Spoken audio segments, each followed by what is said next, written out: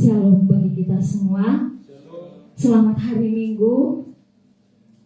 Salam sukacita bagi kita semua, karena kita di sini tentulah dengan membawa sukacita, karena kita mau bersekutu memuji Tuhan sebagai ungkapan syukur kita telah dilawat, dipelihara oleh Tuhan, khususnya sepanjang 1 minggu ini. Saudara-saudara yang terkasih, pada saat ini kita masuk kepada minggu kedua sesudah Pentakosta. Dan pada hari ini kita diangkat dengan tema bersaksi dimulai dari gaya hidup komunitas. Dari firman Tuhan, Kisah Para Rasul 2 ayat 41 sampai 47. Jemaat yang dikasihi Tuhan, sebelum kita memulai ibadah kita, mari kita persiapkan hati kita. Mari kita berikan hati kita kepada Tuhan. Kita bersaat teduh.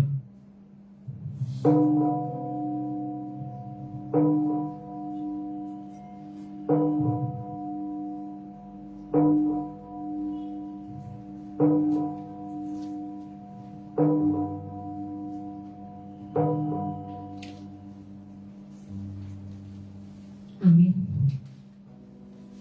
Kita akan memuji Tuhan sebagai ungkapan syukur kita bahwa kita di sini berhimpun untuk menghadap Tuhan dan memuji Tuhan yang pemurah benar, dan Dia adalah sumber kedamaian bagi kita.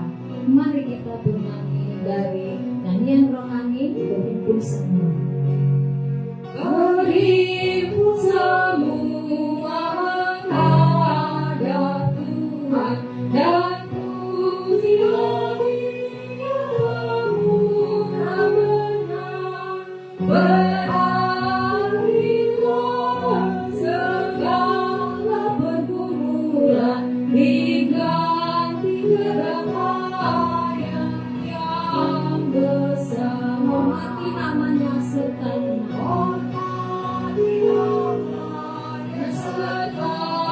kenakan mujizat yang sudah dibuatnya. Hendak terus syukur kau nyatakan menjawab hidupku seluruhnya.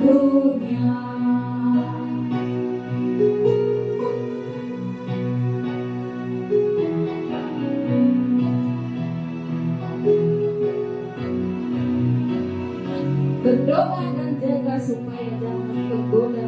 Berdoa dan jaga supaya jangan tergoda merugikan jiwamu.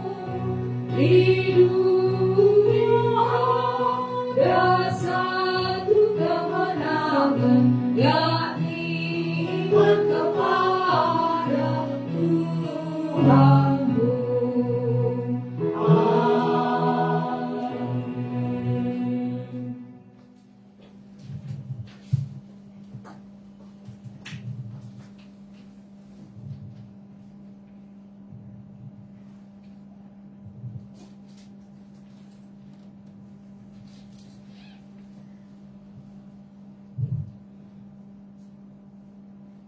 Kui adalah untuk melebur perak dan perapian untuk melebur emas, tetapi Tuhanlah penguji hati. Pertolongan kepada kita adalah di dalam nama Tuhan Allah yang menciptakan langit dan bumi, alam semesta dan segala isinya. Turunlah kiranya atas kita sekalian anugerah dari Allah Bapa, Anak dan Roh Kudus. Amin.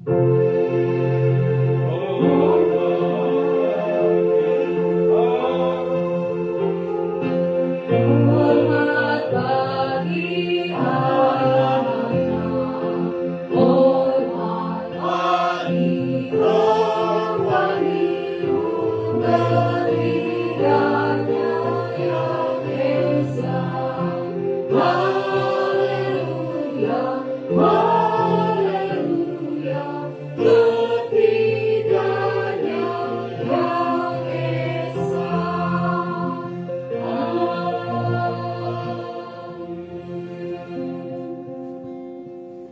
persilakan. Kita akan masuk kepada pengakuan dosa kita. Karena kita adalah manusia yang berdosa. Kita tidak luput dari kesalahan kita. Mari secara pribadi kita berikan waktu untuk mengaku dosa-dosa kita kepada Tuhan yang adalah sumber penghapus dosa, adalah sumber yang memberikan keselamatan bagi kita. Tidaklah kita di tempat ini yang sempurna, tapi kita mau menuju kesempurnaan daripada Yesus Kristus. Yakin dan percaya, ketika kita mengaku dosa kita pasti diampuni Dia yang Maha Pengasih. Mari kita bersama-sama. Bapa kami yang di surga, dengan kasih-Mu Engkau telah menjadikan kami, dan dengan kasih-Mu Engkau telah menjaga kami, dan dengan kasih-Mu Engkau juga hendak menjadikan kami sempurna. Dengan rendah hati kami mengaku bahwa kami tidak mengasihi-Mu dengan segenap hati, roh, jiwa, dan seluruh tenaga kami. Kami juga tidak mengasihi sesama kami manusia sebagaimana Kristus telah mengasihi kami. Memang Engkau di dalam kami, tetapi nafsu kami telah membuat kami lupa akan kehendak-Mu. Ampunkan kami Bapa, dan tolonglah kami agar kami bertobat dari dosa-dosa kami dan dari hidup kami yang salah itu. Pimpinlah kami dari Roh-Mu, agar kami dapat Engkau kehendaki, sehingga kami dapat masuk ke dalam kemuliaan yang sempurna yang ada ciptaan-Mu, demi Yesus Kristus. Mata Tuhan ada di segala tempat, mengawasi orang jahat dan orang baik.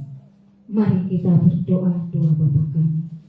Bapa kami yang di surga, dikuduskanlah nama-Mu. Datanglah kerajaan-Mu, jadilah kehendak-Mu di bumi seperti di surga. Berikanlah kami pada hari ini makanan kami yang secukupnya, dan ampunilah kami akan kesalahan kami, seperti kami juga mengampuni orang bersalah kepada kami. Dan janganlah membawa kami ke dalam pencobaan, tetapi lepaskanlah kami daripada yang jahat. Karena Engkau yang punya kerajaan dan kuasa dan kemuliaan sampai selama-lamanya. Amin. Hari ini hari yang telah dijadikan Tuhan tentunya untuk mengucap syukur, untuk memuliakan Tuhan. Mari kita bersuka di dalam Dia yang telah menjadikan kita. Kita bernyanyi bersuka dalam Tuhan. Hari ini hari yang telah dijadikan Tuhan. Mari kita bersuka.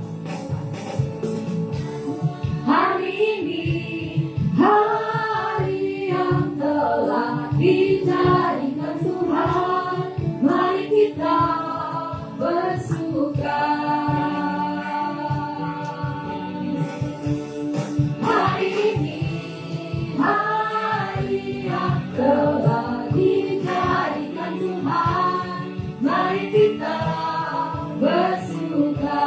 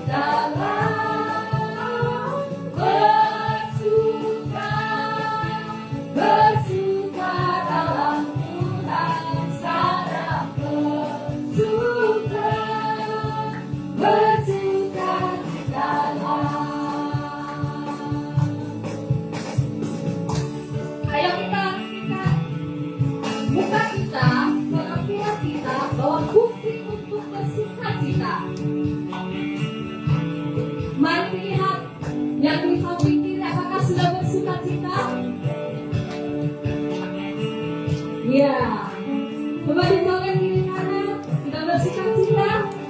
Amin, puji Tuhan ya. Sekali lagi kita nyanyikan, hari ini hari yang telah dijadikan Tuhan bersukacita.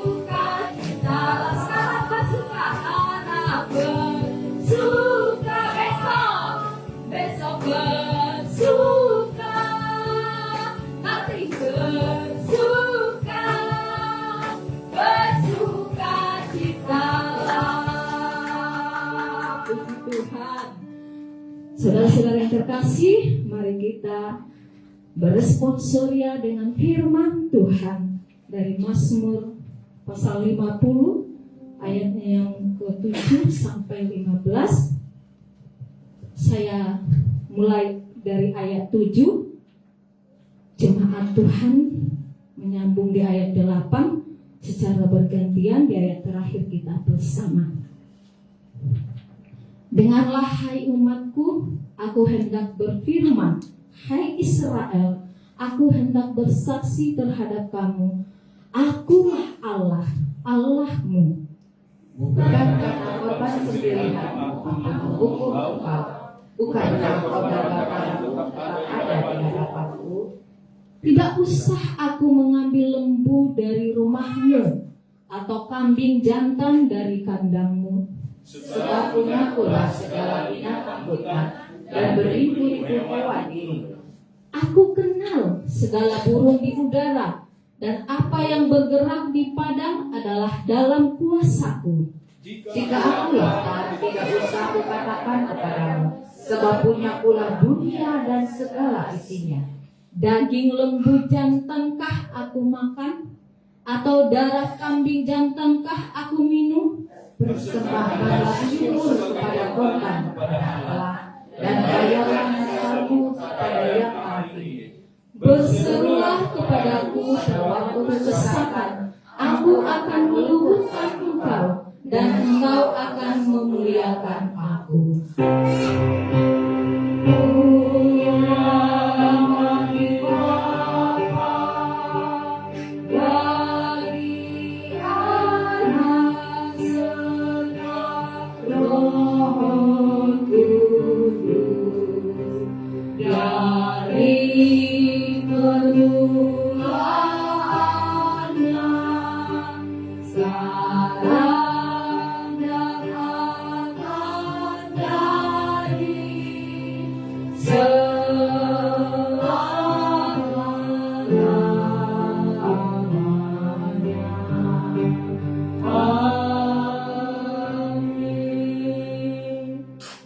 Bersama dengan umat percaya, gereja di sepanjang abad dan tempat, kita mengaku pengakuan iman kita seturut dengan pengakuan iman rasuli.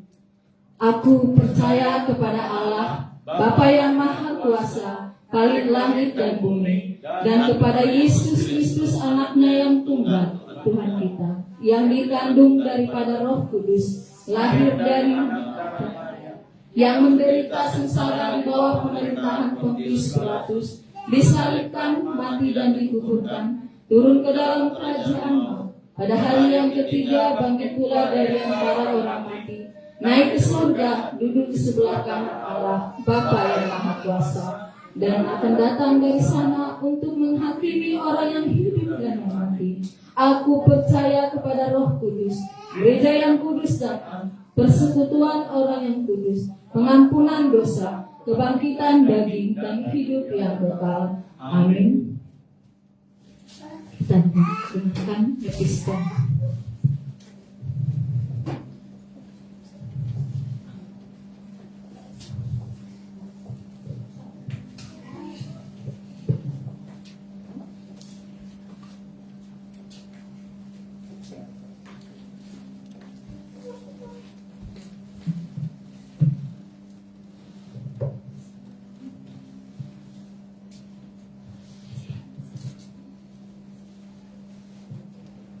Episode kita pada hari ini diambil dari Roma 4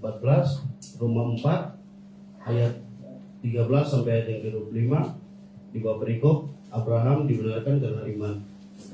Ayat yang ke-13, sebab bukan karena hukum Taurat telah diberikan janji kepada Abraham dan keturunannya bahwa ia akan memiliki dunia, tetapi karena kebenaran berdasarkan iman. Sebab jika mereka yang mengharapkannya dari hukum Taurat menerima bagian yang dijanjikan Allah, maka sia-sialah iman dan batalah janji itu. Karena hukum Taurat membangkitkan murka, tetapi di mana tidak ada hukum Taurat, di situ tidak ada juga pelanggaran.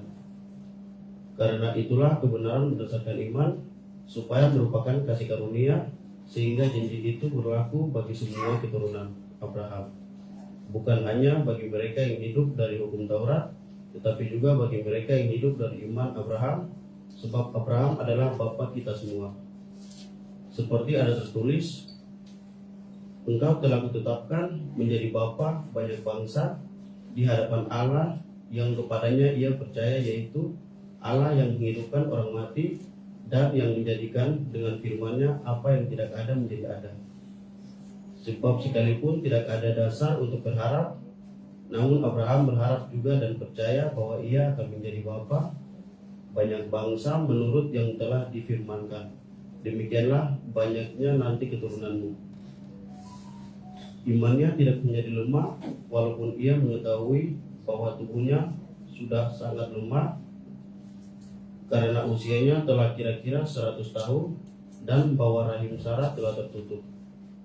Tetapi terhadap janji Allah ia tidak bimbang karena ketidakpercayaan, malah ia diperkuat dalam imannya, dan ia memuliakan Allah dengan penuh keyakinan bahwa Allah berkuasa untuk melaksanakan apa yang telah ia janjikan. Karena itu hal ini diperhitungkan kepadanya sebagai kebenaran.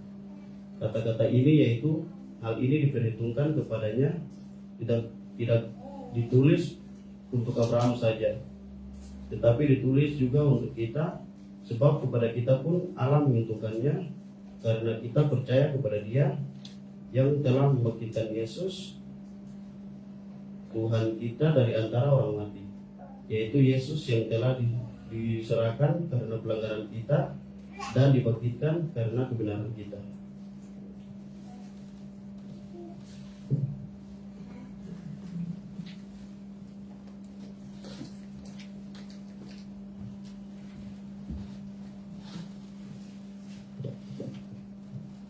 Berbahagialah setiap orang yang mendengarkan firman Tuhan serta melakukannya dalam kehidupannya sehari-hari. Amin. Kita mendengarkan persembahan pujian dari P3MI.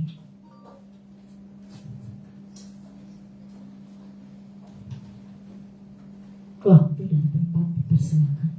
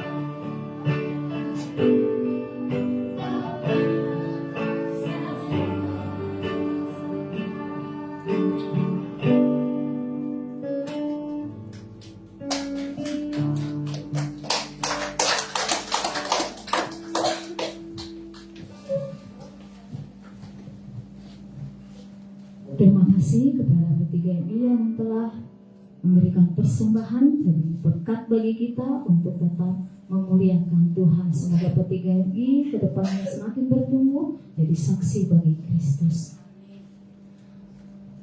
Jemaat yang dikasihi Tuhan, dibahas kita pada warta jemaat. Mari kita sama-sama mendengarkan warta jemaat pada minggu ini.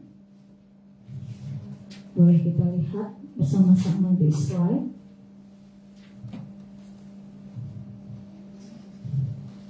Yang pertama dari Panitia Kebaktian. Terima kasih untuk pelayanan daripada Bapak Pendeta James Damanik dan semua tim pelayan yang bertugas pada hari ini. Tuhan Yesus memberkati. Minggu depan 18 Juni 2023 adalah Minggu Hari Bapa atau Father's Day. Di seluruh dunia kita atau gereja kita akan merayakannya, dan yang bertugas melayani adalah para bapak atau P2MI untuk memeriahkannya agar semua seksi-seksi sekolah minggu, remaja, P3MI dan PWMI dapat mempersiapkan acara atau persembahan pujian dan souvenir untuk para bapak. Dari Komisi Penata Layanan dan Keuangan, kantong persembahan diedarkan 2 kantong, yaitu untuk kas gereja. Persembahan ke depan adalah persepuluhan.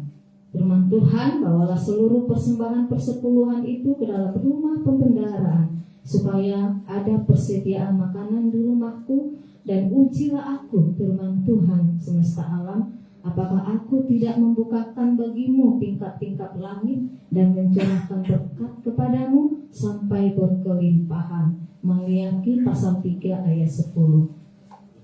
Amplop persepuluhan ada di meja pintu masuk, dan mohon jemaat menuliskannya jika mau memberikan persepuluhan.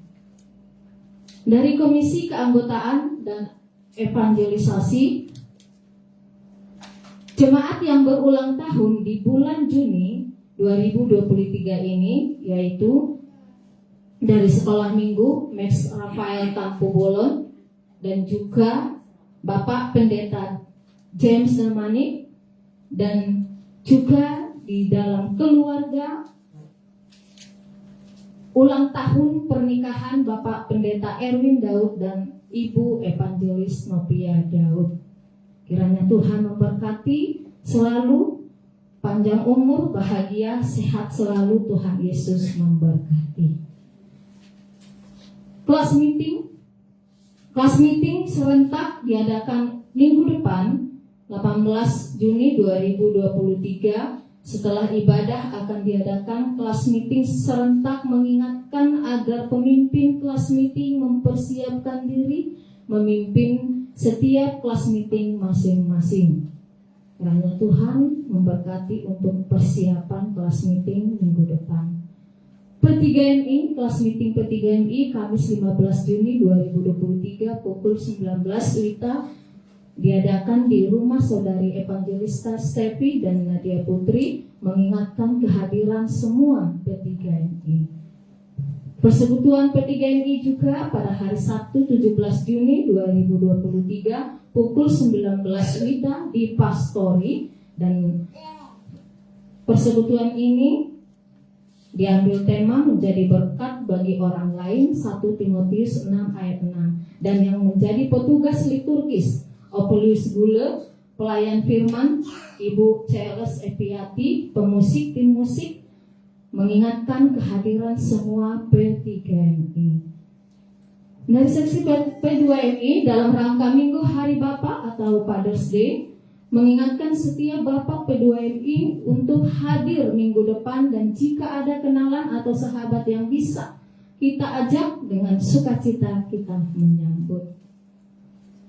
Informasi pembekalan pendeta dan konferensi tahunan atau konta GMI Wilayah 2 yang diadakan pada hari Rabu sampai Kamis 21-22 Juni 2023, pembekalan dan pertemuan pendeta Jumat sampai Minggu 23 sampai 25 Juni 2023, konferensi tahunan bertempat di Hotel Grey Bengkulu, Gregi Bengkulu, Jalan Nalan nomor 142, Anggut Bawah, Kecamatan Ratu, Samban, Kota Bengkulu. Tema kontak, kuatkan dan teguhkanlah hatimu dalam melakukan tugas panggilan Tuhan. Yosua pasal 1 ayat 7. Dari Komisi Pendidikan Agama Kristen atau PAK, mari kita melihat yaitu firman Tuhan sebagai gemar membaca Alkitab yang kita boleh baca setiap hari selama 1 minggu. Dan juga kehadiran dan persembahan minggu lalu boleh kita lihat di slide.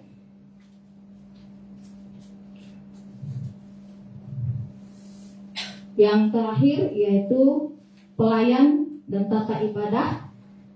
Boleh kita lihat untuk petugas minggu depan, Minggu 18 Juni 2023, pelayan firman Bapak Pendeta James Damanik, liturgis Bapak Pendeta Erwin Daud, pemandu pujian Bapak M. Tampu Bolon dan Bapak Alexander Padang, pemusik Sosen Anton Yohanes, pembaca epistel Bapak Alexander Padang, doa syafaat Bapak Pendeta James Damanik, persembahan Bapak Joni Latu Perisa, operator streaming Opolis Gule, operator LCD Natali Talondanua, penyambut jemaat P3MI dan sekolah minggu Ibu Supitri Nenggolan. Juga ada doa syafaat, mari kita lihat bersama untuk kita naikkan doa syafaat kita nantinya. Kiranya Tuhan memberkati daripada berita warta jemaat selama 1 minggu ini. Tuhan memberkati kita selalu. Saudara-saudara yang terkasih, untuk menyambut doa syafaat, mari kita naikkan pujian kepada Tuhan, bahwa dialah yang mengerti, dialah yang peduli persoalan yang sedang terjadi. Dia yang mengerti, dia yang peduli. Namun satu hal yang dia minta, agar kita percaya sampai mukjizat itu nyata di dalam kehidupan kita. Kita naikkan pujian, dia mengerti. Sekarang kita merasa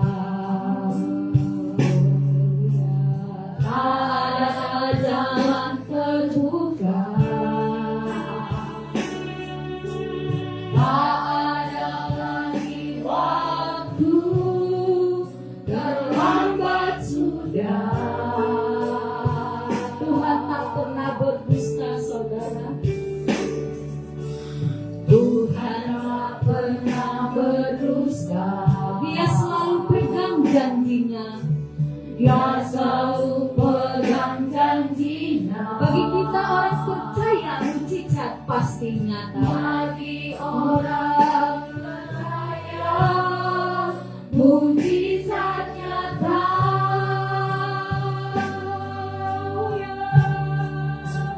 Dia mengerti, dia peduli persoalan yang sedang terjadi.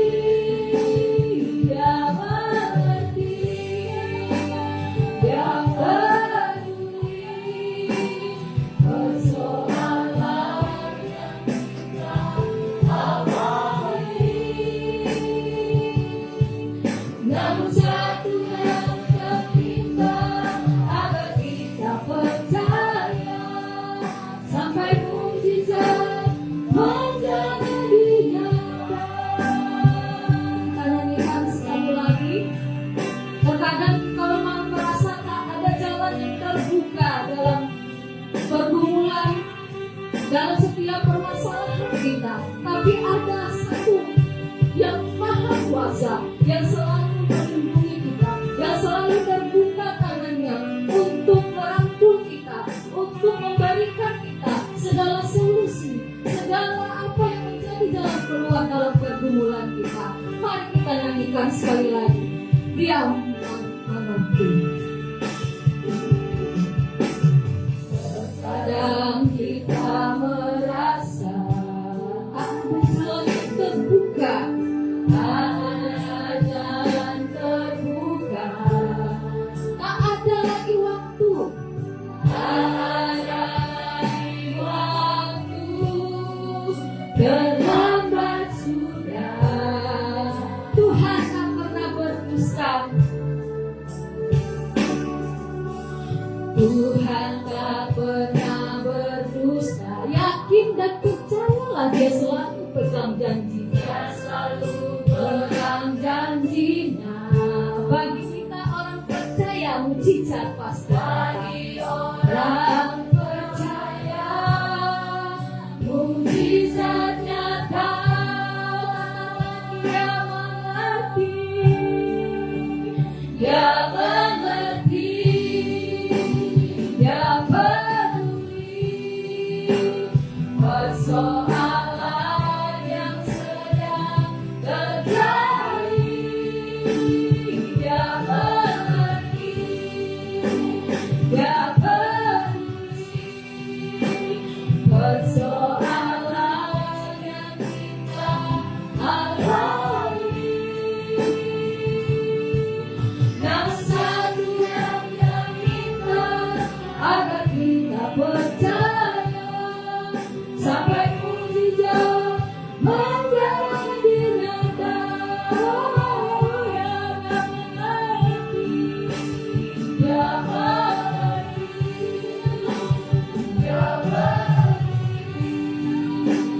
persoalan yang terjadi. Dia mengerti,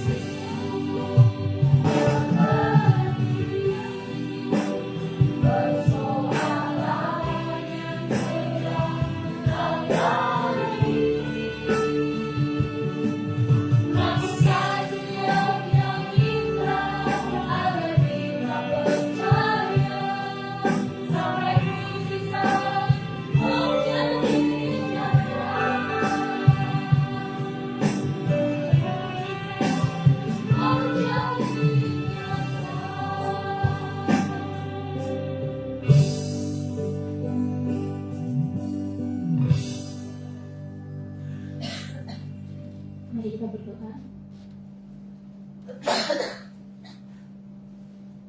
Segala puji syukur, hormat dan kemuliaan bagi Tuhan, Allah yang baik, yang memelihara kehidupan kami pribadi lepas pribadi.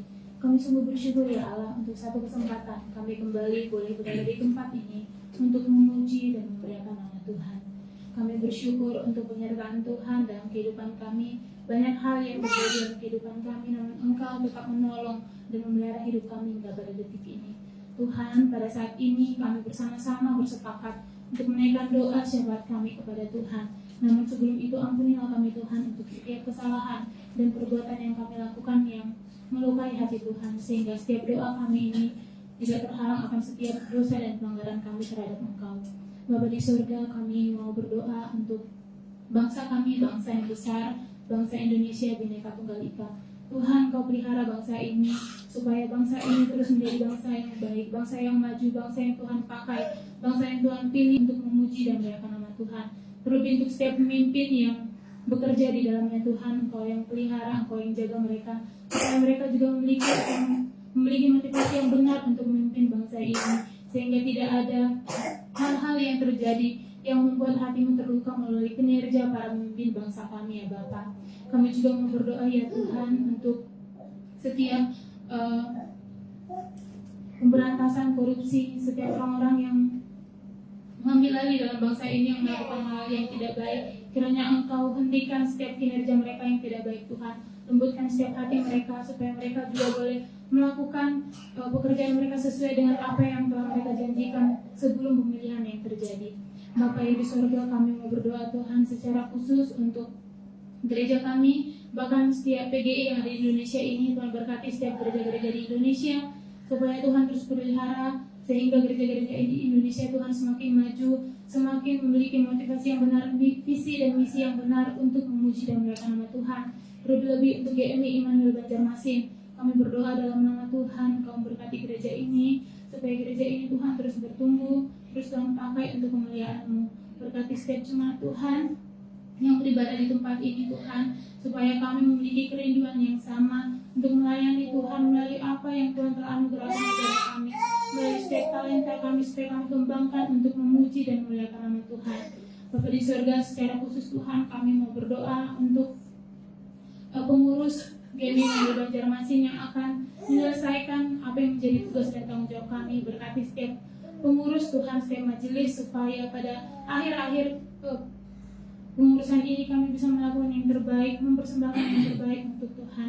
Dan berkati pemilihan yang akan dilakukan pada bulan ini ataupun bulan depan, kiranya Tuhan yang memilih setiap kami terlebih dahulu, supaya kami boleh mempersiapkan hati kami untuk melayani Tuhan sampai pada akhirnya Tuhan memanggil kami, supaya kami terus mempersiapkan diri untuk memberikan, mempersembahkan yang terbaik. Pilihlah setiap kami sehingga kami boleh mempersiapkan diri kami dengan baik ya Tuhan.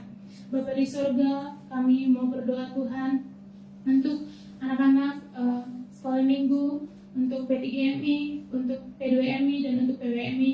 Tuhan berkati setiap kami, setiap usaha, setiap sesuatu yang kami kerjakan untuk melayani Tuhan. Kau berkati di gereja ini, bahkan untuk setiap persekutuan kami, supaya melalui persekutuan kami yang intim dengan Tuhan, kami boleh memiliki relasi yang semakin baik hari demi hari kepadamu ya Bapa.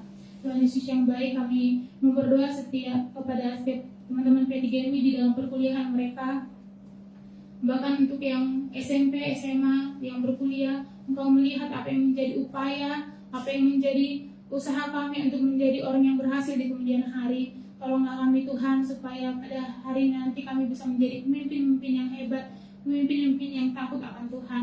Bapa di surga, Engkau berkati setiap teman-teman yang di dalam penulisan skripsi tugas akhir. Tolonglah mereka Bapa, bantulah mereka untuk boleh menyelesaikan apa yang menjadi tugas dan tanggung jawab mereka. Cukupkan setiap apa yang mereka perlukan Tuhan. Jagalah mereka, pelihara kesehatan mereka, sehingga mereka boleh terus semangat untuk menyelesaikan skripsi mereka dan mempersembahkan yang terbaik sebagaimana kami melayani Tuhan. Bapa di surga, kami mau berdoa kepada jemaat Tuhan untuk persiapan PPLG, panitia pengadaan rumah di Gang Kalimantan 2 Ujung, bahkan untuk penggalangan dana kami Tuhan. Bapa di surga, Engkau tahu juga apa yang telah kami usahakan, apa yang telah kami kerjakan untuk pembelian rumah di Gang Kalimantan 2. Tuhan, tolonglah kami supaya kami juga boleh bersama-sama mendapatkan bisa membeli rumah ini Tuhan, sebagaimana kami gunakan untuk beribadah, tempat untuk memuji dan memuliakan nama Tuhan. Berkati ya Bapa, kami yakin dan percaya kecillah dana yang kami perlukan ini di hadapan Tuhan. Kami meminta kepada Allah yang besar, pemilik semesta ini, cukupkan Tuhan. Bahkan Engkau belum melembutkan hati setiap orang yang Tuhan boleh pakai untuk menolong kami, perpanjangan tangan Tuhan untuk menolong kami, mencukupkan setiap dana yang boleh kami perlukan. Bapa di surga, kami juga mau bersama-sama berdoa untuk setiap jemaat Tuhan yang di dalam kesakitan mereka, di dalam pemulihan kesehatan. Secara khusus Tuhan, kami berdoa untuk Kak Mela Serina Tambunan. Kami rindu boleh bersama-sama beribadah kembali di tempat ini. Berilah kesehatan kepadanya, pola makan. Kiranya Tuhan, kami boleh kembali di minggu depan beribadah bersama-sama dengan kami di tempat ini. Berkati semua jemaat di dalam proses pemulihan kesehatan. Kami mau berdoa secara khusus untuk Tasya Nabi Kepulu, untuk Yohanes, untuk Alvin, untuk Ibu Moni, untuk Bapak Didi Wijaya, untuk Bapak Suwanto, untuk Mama Suryani, dan untuk Bapak Pendeta James Damanik. Engkau tahu setiap proses pengobatan yang telah mereka lalui. Bersama dengan Tuhan, mereka bertahan hingga pada saat ini. Buat kuasa dari Tuhan, mereka terima hingga pada detik ini.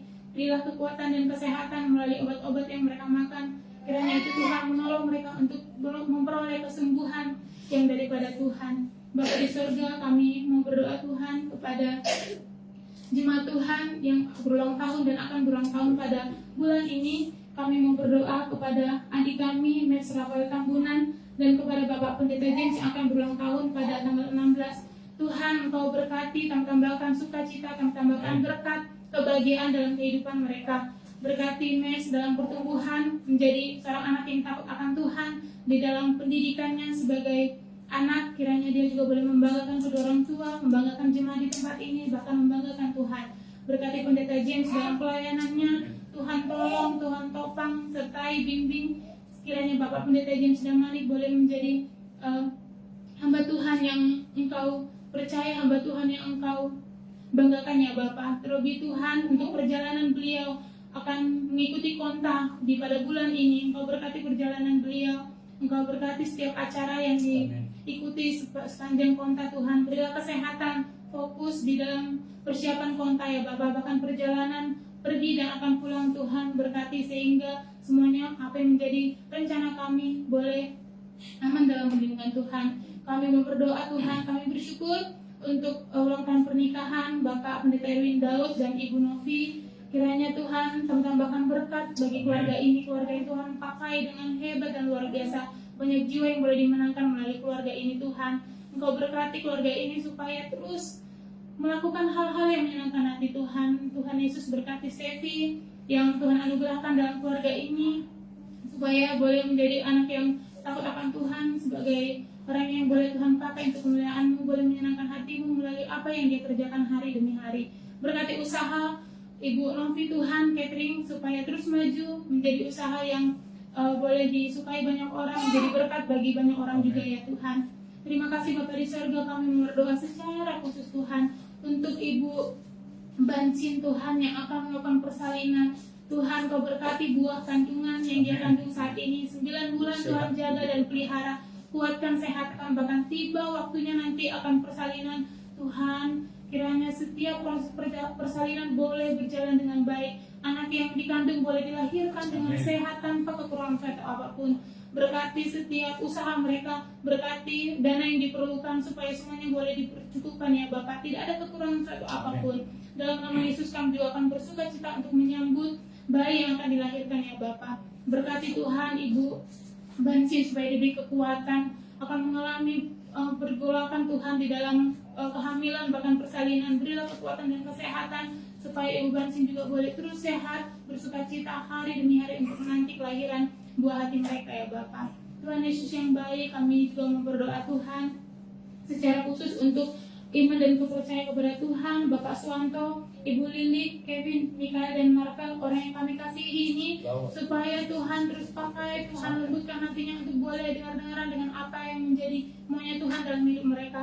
Lembutkan hati mereka Tuhan, supaya mereka memiliki iman yang benar, iman yang teguh di dalam Tuhan, sebagaimana kami yang ada di tempat ini. Kami akan dipercaya Tuhan, Engkau mengasihi mereka, lebih-lebih sebagaimana Engkau mengasihi kami. Bapa di surga, kami mau berdoa untuk jemaat Tuhan, untuk pekerjaan Ibu Muni, Ibu Sarah, Bapak Hansen, Bapak Jaka Sianipar yang di dalam perintisan pekerjaan untuk pelayanan di PBB Marabahan. Tuhan, Engkau berkati usaha beliau untuk merintis.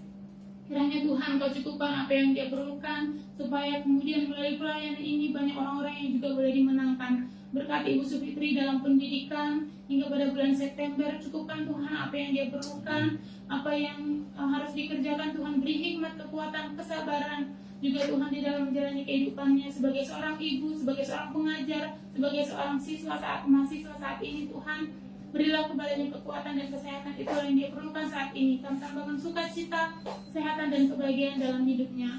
Bapa di sorga, kami yakin dan percaya Tuhan, setiap pergumulan yang kami alami dalam hidup kami, Engkau mengizinkan itu terjadi, supaya kami boleh melihat kuasa Tuhan yang nyata dalam hidup kami. Bagaimana kami harus bersandar dan datang kepada Tuhan dan menggantungkan hidup kami kepadamu. Tolonglah kami Tuhan, untuk kami boleh melihat kebesaran-Mu melalui firman, melalui doa-doa, melalui perjalanan hidup orang lain yang mungkin bisa menjadi kekuatan bagi hidup kami ya Bapa. Kami tahu dan yakin dan percaya Tuhan Kau bekerja bagi hidup kami hingga pada saat ini. Kami menyerahkan Tuhan kehidupan kami, masa depan kami, pekerjaan kami, bahkan jemaat Tuhan yang saat ini yang sudah dalam masa tua dan harus tetap bekerja. Berilah kekuatan kepada mereka, tambahkan sukacita, beri kesabaran, bahkan cukupkan apa yang menjadi kebutuhan mereka pribadi lepas pribadi. Kami menyerahkan hidup kami, masa depan kami ke dalam tangan pengasihan-Mu. Dalam nama Tuhan Yesus kami telah berdoa dan mengucap syukur. Haleluya. Amin.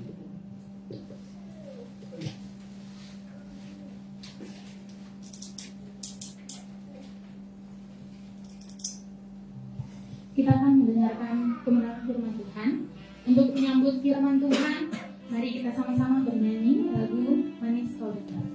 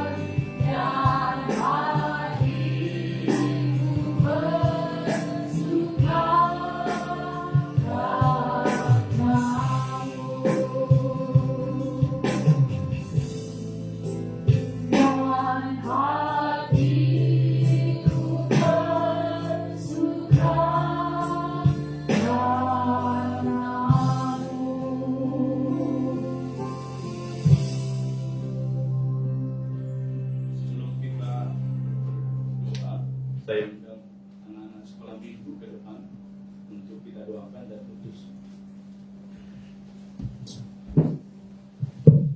dengan gurunya.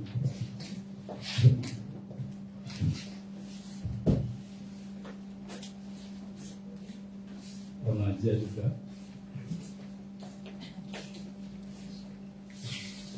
Sebelumnya boleh menghadap jemaat dulu ya. Saya mau sampaikan satu message pesan kepada kita. Ini generasi penerus gereja. Maka kita harus mulai fokus kepada anak-anak kalau kita mau memenangkan menjangkau dunia 50 tahun yang akan datang. Dan hari ini kita lihat yang mengajar Maria Jessica Anggapian. Sebenarnya kita semua banyak berpotensi untuk bisa mengajar anak-anak. Hanya kita punya hati atau tidak, itu persoalannya ya. Oke, baik. Mari menghadap ke altar. Kita berdoa.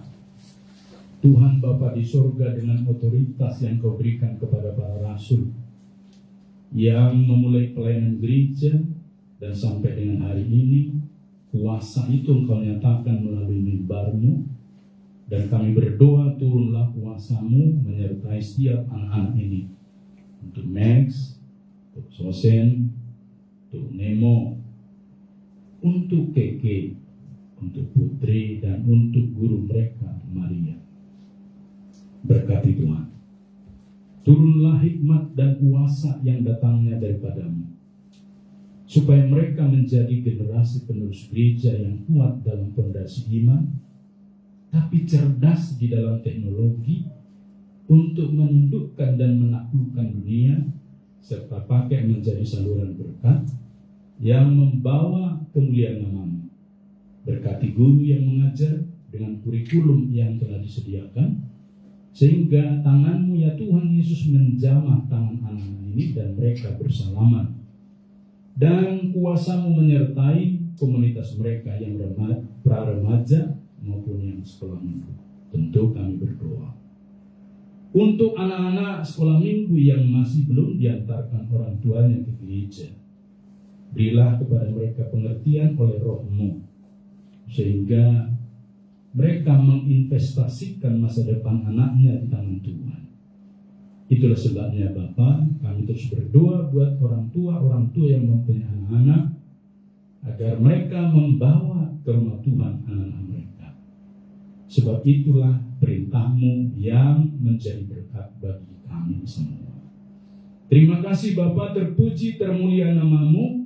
Kami utus anak-anak ini beserta gurunya ke sekolah minggu dengan urapan yang datang dari Tuhan di dalam nama Allah Bapa, Anak, dan Roh Kudus, serta berkati kami yang di ruangan ini untuk menerima kebenaran firman-Mu. Dalam nama Yesus kami berdoa. Amin. Silakan.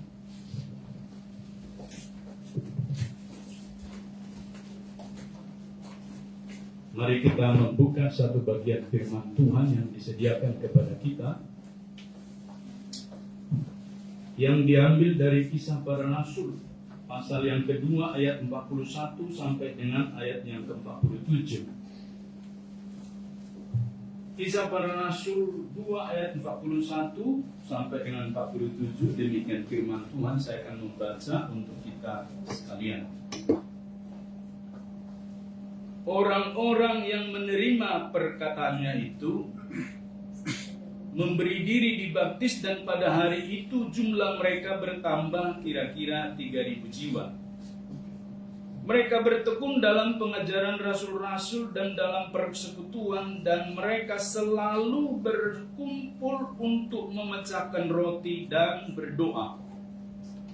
Maka ketakutanlah mereka semua, sedang rasul-rasul itu mengadakan banyak mujizat dan tanda.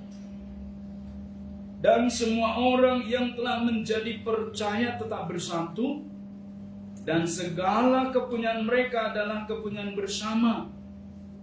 Dan selalu ada dari mereka yang menjual harta miliknya, lalu membagi-bagikannya kepada semua orang sesuai dengan keperluan masing-masing. Dengan bertekun dan dengan sehati mereka berkumpul tiap-tiap hari dalam bait Allah.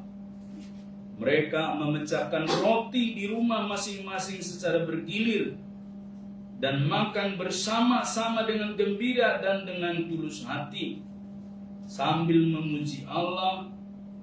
Dan mereka disukai semua orang, dan tiap-tiap hari Tuhan menambah jumlah mereka dengan orang yang diselamatkan. Sambil memuji Allah, dan mereka disukai semua orang, dan tiap-tiap hari Tuhan menambah jumlah mereka dengan orang yang diselamatkan. Sedemikian jauh pembacaan firman Tuhan ini, Bapak Ibu, saudaraku yang mengasihi Tuhan, tentu yang berbahagia adalah setiap kita yang membaca, merenungkan, tetapi juga mempraktekkan firman Tuhan ini dalam hidup kita hari lepas hari. Haleluya. Bersaksi dimulai dari gaya hidup komunitas. Saya searching Bapak Ibu beberapa waktu yang lalu, membandingkan pertumbuhan gereja atau orang percaya di Korea dengan di Indonesia. Dan hasilnya Bapak Ibu sangat mengejutkan dalam studi kecil yang saya lakukan ini. Pertama, Bapak Ibu saudaraku, Badan Statistik Korea tahun 2016 menuliskan di sana laporannya, jumlah penduduk Korea itu pada tahun 2016 itu 51,5 juta jiwa. Dan yang menarik, populasi Kristen itu sekitar 13,5 juta orang. Dan menjadi agama terbesar di Korea, melampaui Buddha, agama Konfusius yang mereka anut sebelumnya. Jumlah non-Kristen itu yang beragama, yang bukan Kristen, tidak lebih daripada 2,5 juta. Tetapi yang membuat kita heran, separuhnya itu mereka tidak beragama dan mengklaim diri mereka adalah ateis.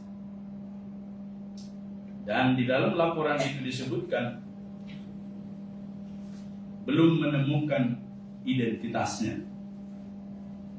Tentu dari perspektif gereja-gereja Korea itu adalah ladang penginjilan. Berarti masih banyak yang harus mereka kerjakan memenangkan orang-orang itu dibawa kepada Kristus. Dan mereka memulai kekristenan itu pada abad yang ke-17. Jauh belakangan dari Injil masuk ke Nusantara, ke Indonesia. Injil masuk ke Indonesia, Bapak Ibu, dimulai pada abad ke-7.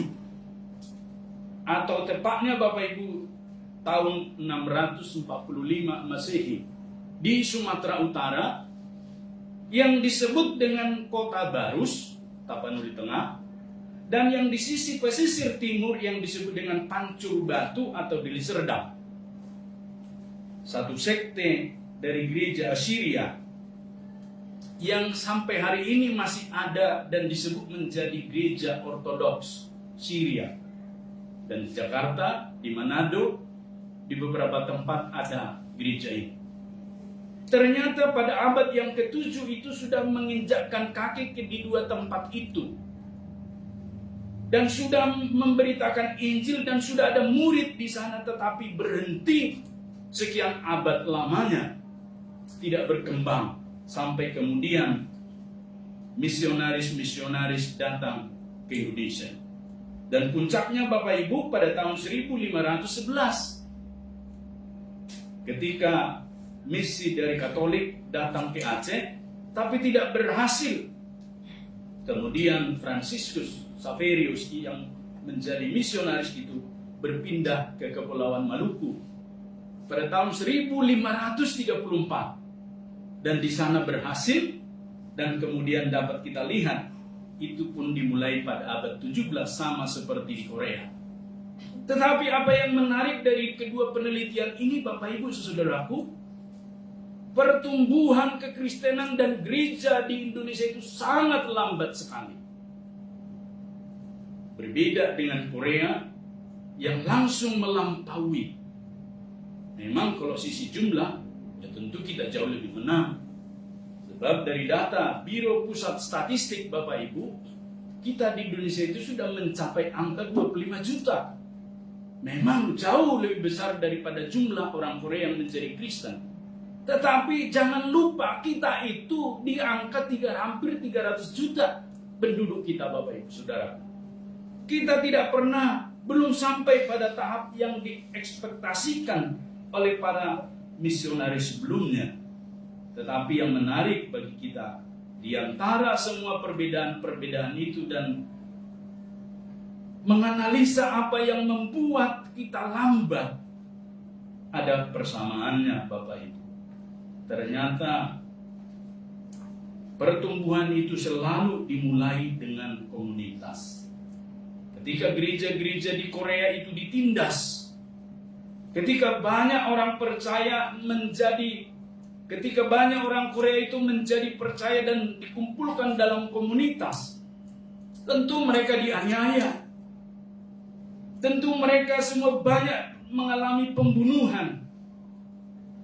Tetapi darah martir itu tidak berhenti di sana, malah menjadi ladang yang subur dalam penginjilan, sehingga banyak orang-orang Korea itu terus berduyun-duyun datang kepada Tuhan Yesus.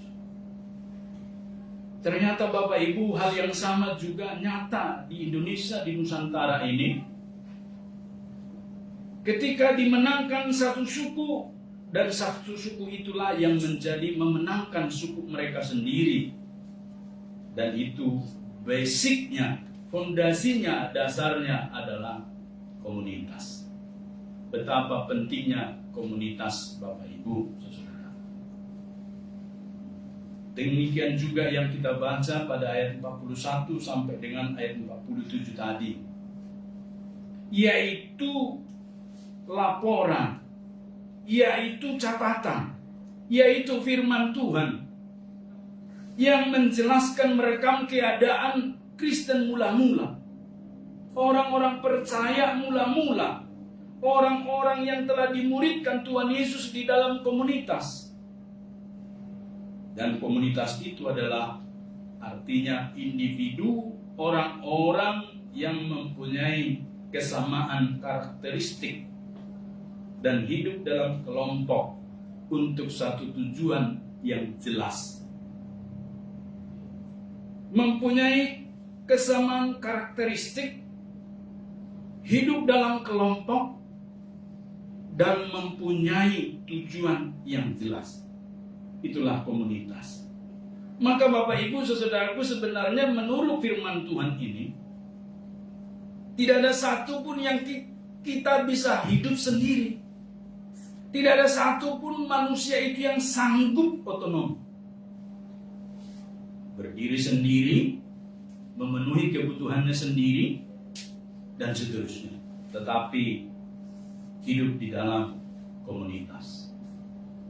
Nah, sesuai dengan tema kita Bapak Ibu pada pagi hari ini, yang kita bahas adalah bersaksi. Mengapa disebutkan bersaksi itu harus dimulai dari komunitas? Supaya tidak terulang sejarah-sejarah masa lampau yang begitu banyak memberi kesesatan. Kita tahu agama tetangga kita itu muncul, dan mereka mendapat informasi yang salah dan keliru tentang Alkitab. Mereka mendapat penjelasan tentang Allah yang salah. Mereka menemukan kekristenan itu bukan dari sumber yang tepat, tapi dari Kristen bidat, sekte sesat dari kota Najran. Itulah sebabnya mereka disebut Kristen Nestorian. Tidak ada lagi Nestorian itu sampai sekarang, sudah habis punah. Dan terakhir Nestorian berpindah ke Ethiopia, tapi sampai di sana sudah habis. Berbeda saudaranya dengan Kristen Koptik yang bersaudara dengan Kristen Syria, bertahan karena mendapat pengajaran yang pas, yang tepat, yang tidak keliru. Betapa kita membutuhkan pengajaran yang sejati, yang tepat tentang Yesus, Alkitab, dan sejarah kerajaan Allah. Maka hari ini dampak daripada saudara kita di masa lampau yang begitu menggampangkan pengajaran itu, muncullah tetangga kita yang selalu mengklaim kemirip-miripannya dengan perjanjian lama, kemirip-miripannya dengan Yesus Kristus, kemirip-miripannya dengan Alkitab, dan seterusnya. Maka Bapak Ibu Saudaraku, kita hari ini menuai akibat dari dampak orang-orang terdahulu yang telah menabur benih yang salah. Oleh karena itu Bapak Ibu, komunitas itu begitu penting. Karena pada masa itu terbiasa orang-orang Kristen hidup dalam pertapaan-pertapaan, hidup dalam pengasingan-pengasingan. Dan ketika mereka memberitakan Injil itu banyak yang keliru. Maka hari ini kita mendapat gugatan-gugatan bahwa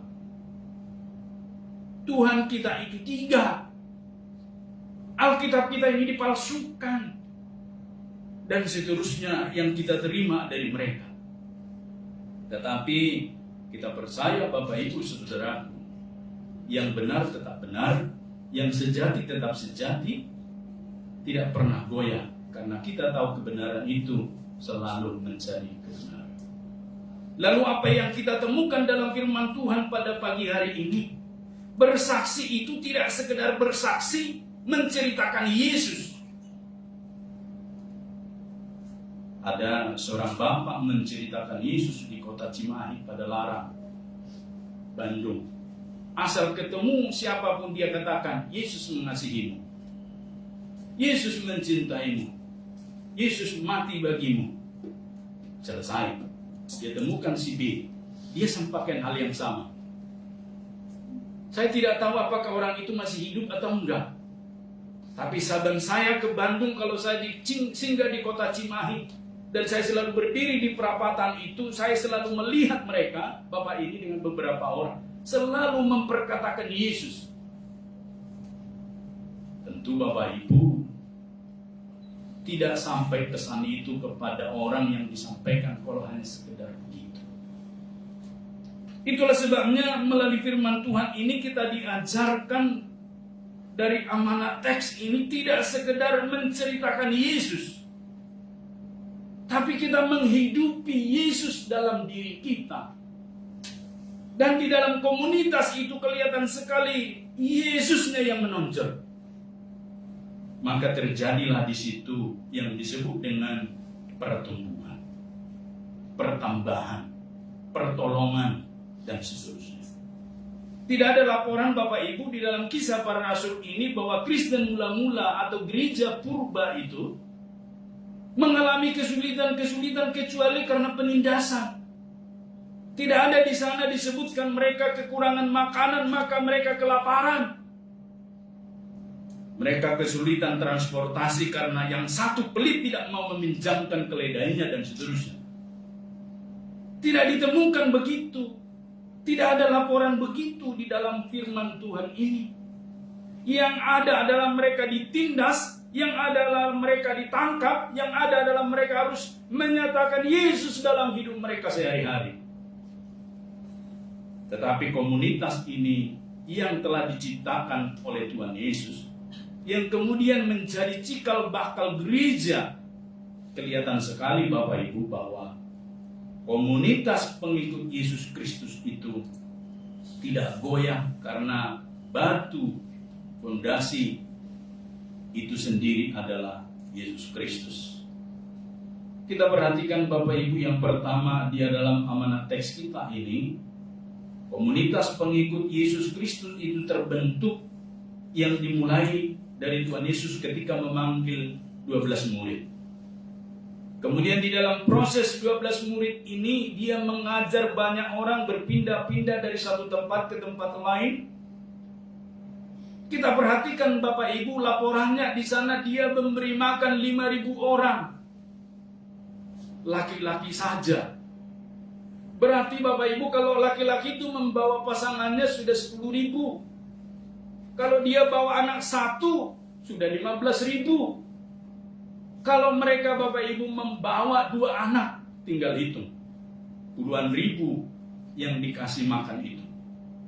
Itu adalah laporan yang menunjukkan begitu banyak orang yang mengikut Tuhan Yesus. 12, nanti dia pilih 70, lalu nanti banyak sekali orang mengikuti. Tapi puncaknya ketika Yesus disalibkan, di mana yang puluhan ribu itu menyatakan pendapat. Bukankah kalah suara mereka ketika beberapa gelintir orang-orang Yahudi itu berkata, salibkan dia? Masa suara yang 1000 orang dikalahkan dengan yang puluhan ribu? Tapi di mana mereka? Ternyata juga mereka terseleksi. Sampai kepada Yesus dikuburkan dan pada kebangkitan itu, laporan firman Tuhan ini juga jelas kepada kita. Tidak lebih dari 500 orang yang mengiringi Tuhan Yesus pada waktu Tuhan Yesus terangkat ke surga, naik ke surga. Ini membuktikan Bapak Ibu yang puluhan ribu itu telah terseleksi. Tetapi menarik Bapak Ibu, ketika pencurahan Roh Kudus yang disebut dengan Pentakosta terjadi, maka Tuhan mengembalikan angka-angka itu kembali. Ayat 41 melaporkan kepada kita orang-orang yang menerima perkataannya. Siapanya itu? Petrus, yang berkhotbah tanpa melewati ilmu homiletika. Saya bisa berkhotbah Bapak Ibu lewat ilmu homiletika. Homiletika 1, homiletika 2, cara berkhotbah. Tetapi ternyata Bapak Ibu tidak alumni seminari sekolah teologi seperti ini. Kalau diibaratkan dikonversi, pengalaman dia hidup bersama dengan Yesus Sang Guru 3,5 tahun, berarti dia hanya melewati diploma. Tapi perhatikan khotbah alumni diploma itu 3.000 orang bertambah dari khotbahnya. Saya belum pernah seperti ini. Tetapi mengajarkan kepada kita Bapak Ibu saudaraku, di dalam Pentakosta itulah puncak dari pemeteraian janji-janji kepada murid-murid dan gereja yang mula-mula ini, yang hanya beberapa ratus orang itu. Khotbah Petrus, perhatikan Bapak Ibu, mulai dari ayat 14 yang sudah kita bahas 2 minggu yang lalu. Dia hanya menyampaikan tentang Alkitab Perjanjian Lama. Lalu kemudian dia closing dengan berkata, ayat 36, jadi seluruh kaum Israel harus tahu dengan pasti bahwa Allah telah membuat Yesus yang kamu salibkan itu menjadi Tuhan dan Kristus. Apa hebatnya kalimat itu? Tapi di tangan Tuhan kalimat firman Tuhan yang disampaikan Petrus itu berkuasa. Ayat yang ke-37, ketika mereka mendengar hal itu, hati mereka sangat terharu. Oh, keren Bapak Ibu, saudaraku jemaat. Jadi yang membuat orang terharu bukanlah kepintaran kita, bukanlah soal kelihayan kita, tapi di tangan Tuhan yang memberi Roh Kudus itu terjadi perkara-perkara dahsyat dan luar biasa. Sehingga disebutkan di sana, lalu mereka bertanya kepada Petrus dan rasul-rasul yang lain, apakah yang harus kami perbuat, saudara? Lalu disampaikan, jawab Petrus kepada mereka, bertobatlah dan hendaklah kamu masing-masing memberi dirimu dibaptis dalam nama Yesus Kristus untuk pengampunan dosamu, maka kamu akan menerima karunia Roh Kudus, dan seterusnya. Singkatnya Bapak Ibu, 3.000 orang. Berarti komunitas ini Bapak Ibu yang telah dibentuk oleh Tuhan Yesus, yang kita pahami hari ini sebagai pemuritan. Jangan alergi dengan kata murid. Jangan antipati dengan proses pemuritan. Tuhan tidak memanggil kita menjadi beragama Kristen. Karena di dalam pasal 11 Bapak Ibu ayat 26, di Antiokhia lah orang-orang ini nanti yang percaya kepada Tuhan Yesus itu disebut Kristen. Itu yang menyebut orang-orang luar. Sama seperti Bapak Gereja kita John Wesley. Yang menyebut metodis itu bukan kita. Orang luar awalnya. Metodenya lain nih. Dengan Anglikan. Akhirnya metode metodis. Lalu muncullah metodis. Jadi yang menyebutkan Kristen itu adalah orang-orang luar. Tetapi Bapak Ibu, kayak mereka di dalam komunitas yang pemuritan itu sungguh luar biasa. Jadi kita dipanggil menjadi murid. Yang tahu dunia pendidikan pasti tahu syarat-syarat menjadi murid. Kalau kita menjadi murid yang baik, bukan sekedar kita lulus, tapi yang utama berkenan kepada pengajar.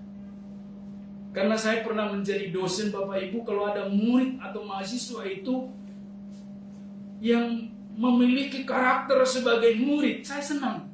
Walaupun nilainya sering jeblok. Disuruh bikin makalah ini, dibuat yang model gini. Tapi hati murid itu melekat padanya, saya akhirnya berbelas kasih. Akhirnya saya berikan dia nilai C daripada dia tidak lulus. Tetapi ketika saya berhadapan dengan orang yang suka berdebat, yang suka mau menang sendiri, tidak ada attitude. Nah, ini begini untuk apa? Nanti di gereja masalah ini dengan majelis. Di gereja masalah dengan P3MI. Di gereja masalah, ya udah, saya kasih nilai D. Kau mau pakai D, silakan. Kalau kau mau ulang, ya ketemu saya 1 tahun lagi. Dan ada yang ketemu saya 3 kali dan cinta sekali sama saya. Karena apa? Dia belum berubah. Karena lagunya, aku masih seperti yang dulu. Tapi ketika ini kita nggak ada yang seperti itu. Ini kabar gembira juga. Tetapi kembali kepada komunitas ini, Bapak Ibu, pemuritan. Kita dibentuk menjadi seorang murid. Itulah sebabnya dari 3.000 orang ini bagaimana memuridkan ini. Tentu di dalam proses ini Bapak Ibu mereka mengatur siapa yang ke Antioquia, siapa yang ke Efesus, siapa yang ke sini ke situ. Sama seperti kita ketika kita praktekkan itu, siapa yang menjangkau mahasiswa Unlam, siapa yang masuk ke Poliban. Kalau orang Unlam masuk ke Poliban tidak nyambung. Tapi alangkah efektif kalau mereka yang di Poliban menjangkau mereka yang di Poliban. Oh, di sana kan belum ada persekutuan, Pak. Ya, bentuk ide, gagasan, kumpulkan. Disitulah leadership mau diuji. Sampai nanti suatu saat sejarah mencatat dulu P3MI lah yang merintis persekutuan mahasiswa Poliban. Namanya Sugar. Wah, apa itu nggak dicatat di dunia? Tentu dicatat di isi hati Tuhan. Tapi jangan juga Bapak Ibu nanti daftar absensi kita di Lakota Barat itu selalu ada. Karena dia selalu ke sini beli anggur merah. Minimal 2 kali seminggu. Saya pikir itu laporan yang jelek sekali. Oleh karena itu Bapak Ibu saudaraku, begitu pentingnya pemuritan ini, sehingga seperti motto yang dinyatakan oleh John Wesley, "The world is my parish." Dunia ini ladang pelayananku. Di mana kita berada, disitulah ladang pelayanan kita. Kalau engkau sebagai mahasiswa di Banjarmasin, ini ladang pelayanan. Jadi tidak usah berpikir yang muluk-muluk, saya mau memberitakan Injil Tuhan ke Tiongkok. Saya mau menangkan mahasiswa Tiongkok di sana, di kota Beijing. Tapi engkau di Banjarmasin setiap hari bertemu dengan si Mamat, si Siti, si Farida, si macam-macam. Dan engkau tidak membuka mulut sedikit pun kepada mereka tentang Yesus. Padahal mereka ada bersama dengan kita minimal 3 tahun lamanya kalau kita D3. Kalau ngambil D4 tahun, itu kalau lulus. Kalau diperpanjang dosen pembimbingnya 1 semester lagi, tulisan kurang bagus, tambah dulu. Berarti 4,5 tahun di Banjarmasin. Apa yang telah kita lakukan? Ini menjadi pertanyaan besar kepada kita Bapak Ibu. Belum lagi yang S1. Itu minimal 4 tahun mereka di Banjarmasin. Apakah catatan sejarah kita bersama Tuhan di Banjarmasin ini telah kita torehkan dengan baik? Atau sebaliknya Bapak? Sama seperti murid-murid ini, komunitas gereja mula-mula ini, ketika mereka dipenuhi di sana oleh Roh Kudus, bekerja dengan kuat, maka banyak orang-orang dimenangkan. Oleh siapa? Bukan oleh mereka, tapi oleh Tuhan. Ayat 47, sambil memuji Allah. Dan mereka disukai semua orang. Dan tiap-tiap hari Tuhan menambah jumlah mereka dengan orang yang diselamatkan. Jadi berarti yang menyelamatkan, yang menarik, yang mendorong, membawa orang kepada komunitas, ke gereja itu bukan kita, tapi Tuhan.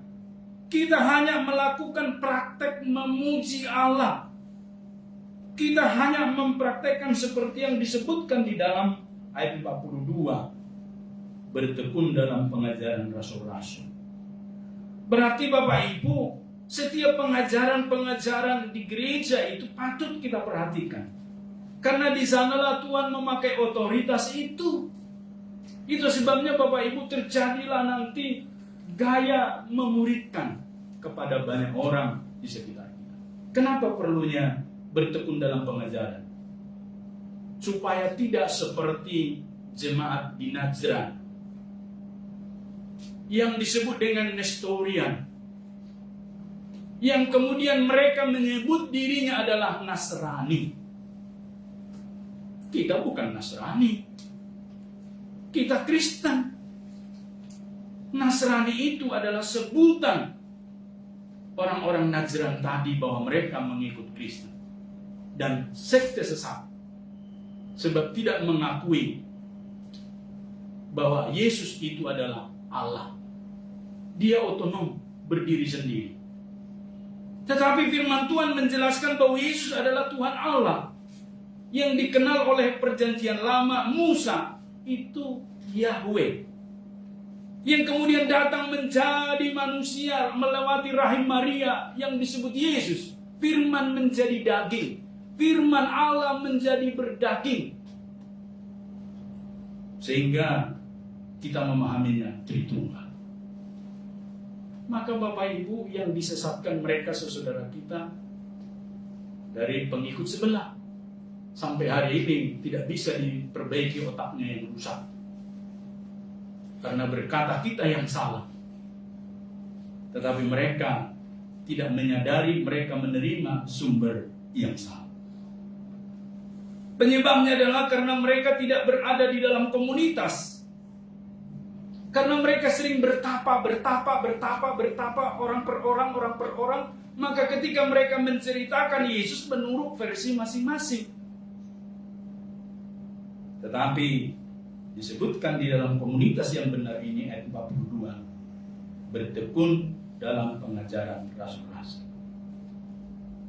Kita tidak mungkin mendapatkan pengajaran kalau kita tidak bertekun dalam pengajaran gereja. Datang dari mana Bapak Ibu? Dia ke gereja sekali setahun. Dia ke persekutuan tidak pernah. Dia nggak pernah kelas meeting. Dia nggak pernah kateisasi. Dia nggak pernah pendalaman Alkitab. Jadi dapat apa? Ya tentu dapat angin. Maka ketika orang bertanya kepada dia, kok lu bisa menyembah Yesus sih? Yang di tiang jemuran itu, kata mereka. Oh iya, tiang jemuran kak. Akhirnya dia goyah imannya.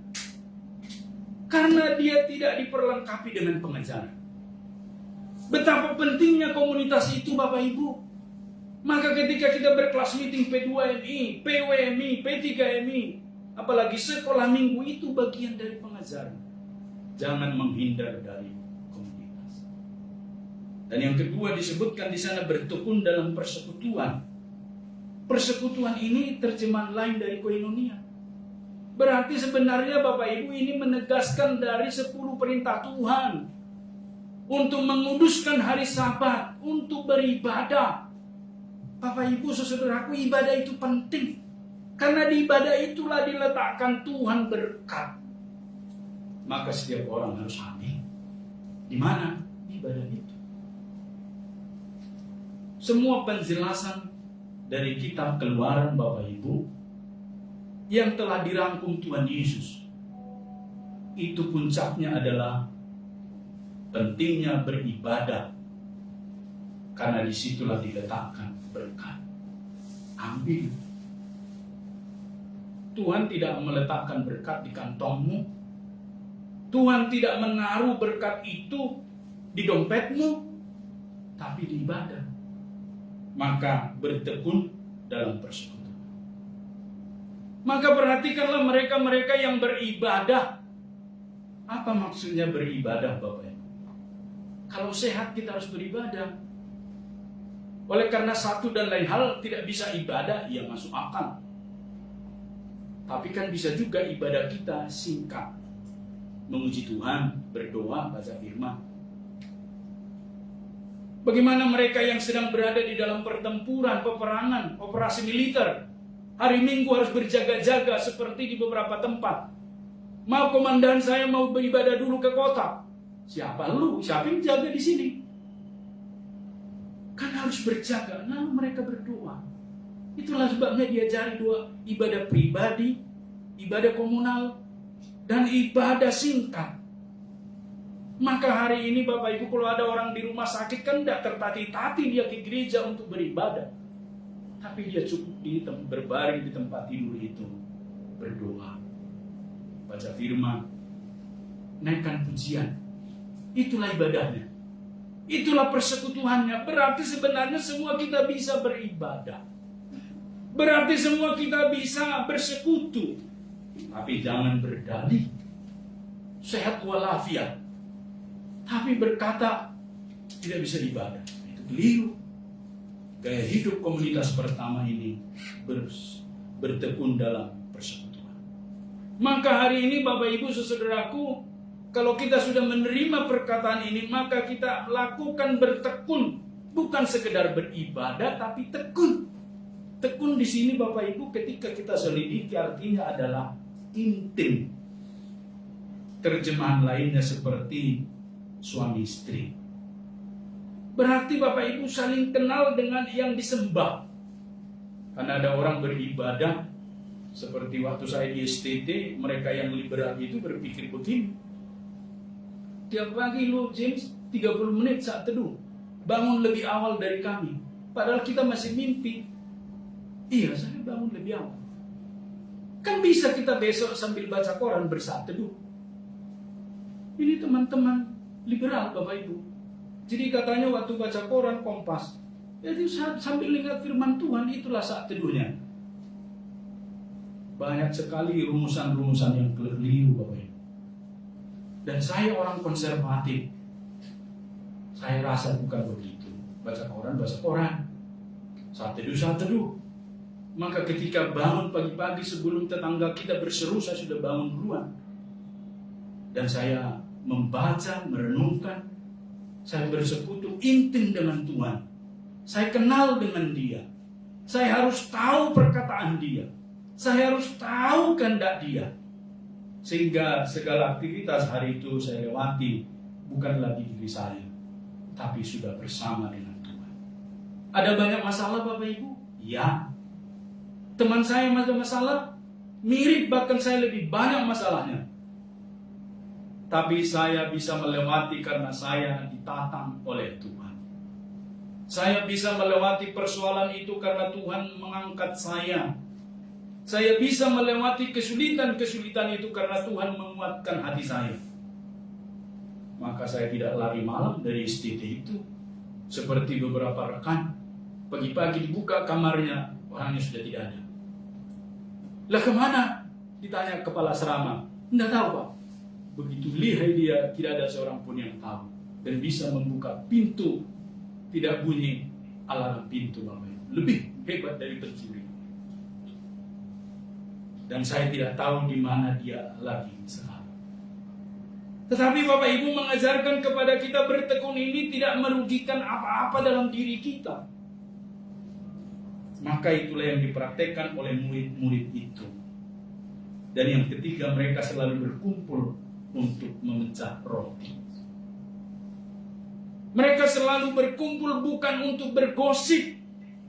Mereka selalu berkumpul bukan membahas tentang panci yang rusak. Mereka selalu berkumpul bukan membicarakan tentang wadai. Tapi mereka berkumpul untuk memecahkan roti. Apa manfaatnya Bapak Ibu? Lahirlah dari sana ucapan syukur.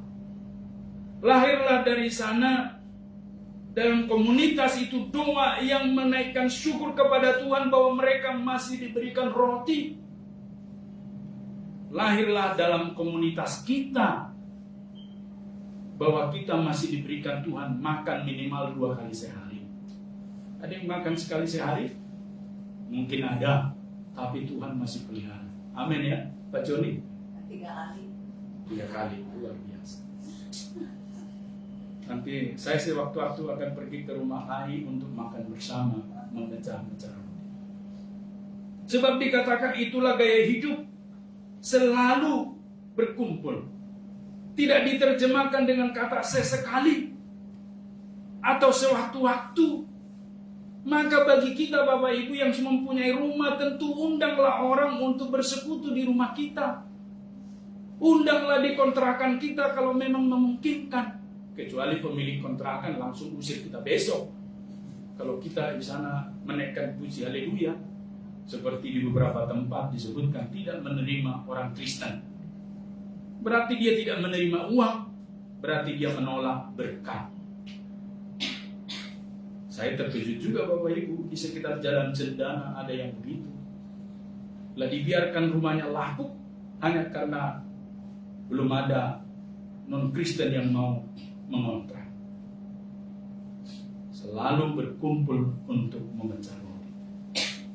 P3 ini sudah menerapkan ini Bapak Ibu, kabar gembira. Di kontrakan Delvrian, Hardin, OP, dan kawan-kawan sudah kelas meeting di sana. Sebab ada memang ruang tamunya. Dan pemilik kontrakan tidak keberatan. Artinya di rumah kita ketika kita Bapak Ibu diperbolehkan untuk memuji Tuhan, praktekkan yang ketiga, berkumpul untuk memecah-mecah roti. Pak Pendeta, khotbahnya kemarin memecah-mecah roti. Tapi kemarin yang dibawa nasi kuning. Lah itu kan titipan orang. Mana mungkin saya tolak titipan orang, mau mempersembahkan ke komunitas nasi kuning. Tapi kalau memang mau roti, nanti kita bawakan roti. Tinggal request aja, roti apa? Roti selai kah? Roti kering kah? Roti yang dibakar kah? Tinggal sebut saja. Bapa kita di sorga pasti mencukupkan. Amin. Itulah sebabnya tinggal disebut saja, tinggal di request saja. Setelah itu didoakan, pasti Tuhan buka jalan. Sebab Tuhan kita itu tidak membiarkan kita kepentok. Dia selalu Allah yang menyediakan tepat pada waktunya. Dan yang terakhir, komunitas itu disebutkan di sana berdoa. Maka perkumpulan-perkumpulan, pertemuan-pertemuan dalam komunitas apapun kalau tidak ada doa, itu namanya bukan persekutuan di dalam Kristus. Tetapi di sini perbedaannya mereka berdoa. Tidak disebutku juga di sana mereka didoakan. Tapi berdoa berarti ada interaksi saling. Berarti Bapak Ibu saudaraku, komunitas itu mempraktekkan prinsip saling mendoakan, saling mendengar, saling meneguhkan, saling menguatkan. Jangan dominan juga. Asal dia ketemu, dia terus di sana ngoceh. Tidak pernah mendengar orang. Nah, itu mah tidak benar juga, bukan murid. Atau sebaliknya dia diam terus kayak batu, nggak pernah menyatakan satu pendapat apapun, berdoa pun tidak. Itu mah lebih primitif, mirip kayak batu. Tetapi Tuhan menyatakan di sini berdoa berarti satu aktivitas yang saling. Maka kalau ditanya apa yang mau didoakan, ya yang itu aja, copy paste. Iden, seperti yang si A mungkin sudah ditanya tadi, doakan ini, terus ditanya si B, Iden. kita harus menyatakan apa yang perlu kita doakan dengan keterbukaan. Keempat hal itu menjadi dasar pertumbuhan jemaat mula-mula Bapak Ibu. Karena mereka berkenan kepada Tuhan dan berkenan kepada sesama. Sebab dikunci di ayat 47 di sana laporannya. Tiap hari Tuhan menambah jumlah mereka dengan orang yang diselamatkan. Tuhan menambah jumlah mereka dengan orang-orang yang diselamatkan adalah dampak atau akibat gaya hidup komunitas itu yang disukai semua orang. Pasti kita pengen tahu bukan? Pasti pengen disukai semua orang bukan? Ini tipsnya Bapak Ibu. Menurut firman Tuhan ini pertama di ayat 46, milikilah karakter bertekun dan sehati. Milikilah karakter. Masukkanlah dalam diri kita karakter bertekun dan sehati. Berarti kita harus menanamkan satu prinsip dalam komunitas kita ini, kita adalah keluarga. Kita bukan anggota gereja saja, tapi kita keluarga. Tahu kalau keluarga Bapak Ibu? Kami 7 bersaudara. Ketika satu di antara kami itu menangis, kami memikirkan kenapa si abang ini menangis. Ketika ada di antara kami Bapak Ibu yang suntuk, kita tanya kepada dia, kenapa suntuk? Itulah anggota keluarga Bapak Ibu. Berarti hari ini kita belajar menjadi anggota keluarga yang bertekun dan sehati. Sehingga kita satu sama lain saling memperhatikan, saling peduli, dan sekat-sekat pemisah di antara kita harus disingkirkan. Apa yang membuat perbedaan di antara kita? Buang. Tapi apa yang membuat kita bersatu, melekat, praktekkan. Dan yang kedua, di ayat 46b dikatakan memecahkan roti di rumah masing-masing secara bergilir dan makan bersama dengan gembira dan tulus hati. Itu artinya hidup dalam perjamuan kasih yang itu. Dengan kata lain Bapak Ibu, hidup dalam ketulusan. Maka murid-murid itu dalam komunitas yang pertama itu dipakai Tuhan luar biasa. Dan yang terakhir, ayat 47, mereka memuji Allah. Arti lain, mereka bersaksi. Maka Bapak Ibu, kalau kita mau menjadi pribadi yang disenangi oleh orang lain, bersaksilah yang baik. Bersaksilah yang menyenangkan Tuhan. Bersaksilah atas apa yang telah kita alami hidup bersama dengan Tuhan. Saya akan kutip khotbah ini Bapak Ibu, saudaraku, dari apa yang pernah dialami seorang pendeta Lutheran dari Jerman yang bernama Dietrich Bonhoeffer. Dia berkata, Bapak Ibu, iman adalah satunya kata dengan perbuatan. Maka iman kita harus lahir dari perkataan dan perbuatan kita yang tidak bertolak belakang, tetapi bersesuaian dan saling mengisi. Maka itulah kesaksian kita. Mengapa kita sering menyaksikan Yesus menjadi kumpul ke orang lain? Karena kita tidak mempraktekkan gaya hidup Kristus seperti orang-orang Nestorian dari kota Nazareth yang menyebut diri mereka Nasrani. Sehingga sampai hari ini ikut-ikutan ke Indonesia, kita pun disebut juga Nasrani. Dan saya selalu berkata, maaf, saya bukan Nasrani, saya Kristen. Karena Nasrani dengan Kristen dua hal yang berbeda. Kristen Nazarene Nestorian itu sudah lama tidak ada. Dan mereka sekte sesat, sumber informasi agama sebelah. Maka mereka sesat. Tapi saya Kristen, bukan seperti itu. Oleh karena itu mimbar kita ini kiranya mencerahkan kita Bapak Ibu, supaya kita hidup di dalam 4 hal tadi.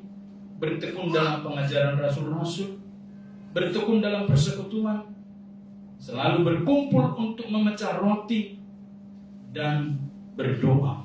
Itulah komunitas. Hiduplah dalam komunitas. Yang belum ada komunitasnya, masuklah. Jangan ketika nanti kelas meeting P3B, oh maaf ya saya buru-buru. Semua kita buru-buru. Tapi kita harus memberikan waktu di dalam komunitas seperti gereja muda. Ada amin? Amin. Kita berdoa, kita minta Ibu Evangelis Maria Daud untuk berdoa atas firman Tuhan.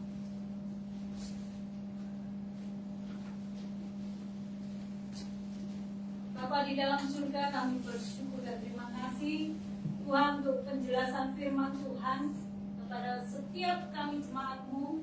Kami sadar ya Tuhan sebagai bagian dari tubuh Kristus, kami memiliki peran dan fungsi kami untuk keseluruhan tubuh itu sendiri. Kami bersyukur karena Tuhan memakai kami dengan segala talenta kami. Biar kami tidak mundur Tuhan, tetapi kami terus maju.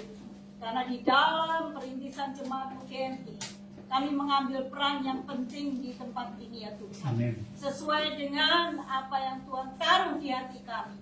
Biarlah Tuhan teguhkan kami melalui firman Tuhan. Biarlah firman Tuhan bekerja di dalam hati setiap kami. Sehingga kami tidak meninggalkan komunitas. Amin. Namun kami saling merapat dan saling menguatkan satu dengan yang lain. Karena ini sendiri yang merupakan pintu masuk daripada berkat-berkat Tuhan di dalam kehidupan orang percaya bersekutu dan bersatu hati. Terima kasih Bapak. Engkau akan teguhkan firman-Mu dan Engkau juga akan memberikan kegembiraan sukacita di dalam komunitas kami di tempat ini. Tuhan juga berkati untuk hamba-Mu yang telah menyampaikan firman Tuhan. Tuhan pakai hamba-Mu di tangan-Mu ya Tuhan, dengan segala keberadaannya. Tuhan berkati kesehatannya. Amin. Demi nama Tuhan Yesus kami mengucap syukur dan berdoa. Haleluya. Amin. Amin. Terima kasih, Ibu Novi.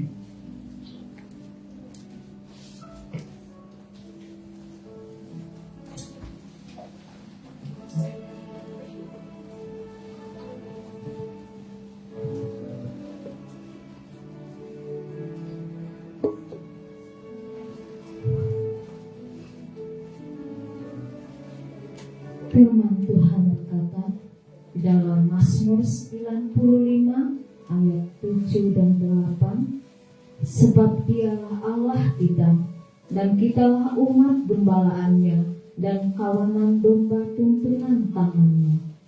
Pada hari ini sekiranya kamu mendengar suaranya, janganlah keraskan hatimu seperti di Meribah, seperti pada hari di masa di padang gurun. Kiranya firman Tuhan yang disampaikan Bapak Pendeta boleh menjadi berkat kita bawa ke rumah kita, dan kita menjadi saksi. Tuhan Yesus memberkati. Jika ada yang mau persembahkan kesaksian melalui nyanyian pujian atau kesaksian dengan sukacita atau sesuatu hal yang mau dibagikan, waktu dan tempat.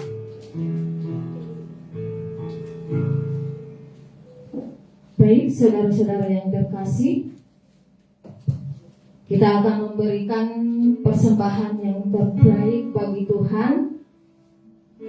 Karena firman-Nya mengatakan di dalam Maleakhi 3 ayat 10, bawalah seluruh persembahan persepuluhan itu ke dalam rumah pembendaharaan, supaya ada persediaan makanan di rumahku. Dan ujilah aku, firman Tuhan semesta alam, apakah aku tidak membukakan bagimu tingkap-tingkap langit dan mencurahkan berkat kepadamu sampai berkelimpahan. Kita akan memberikan persembahan yang terbaik bagi Tuhan, dan sambil mengumpulkan persembahan kita naikkan pujian dari nyanyian rohani Metodis Serikat Persaudaraan.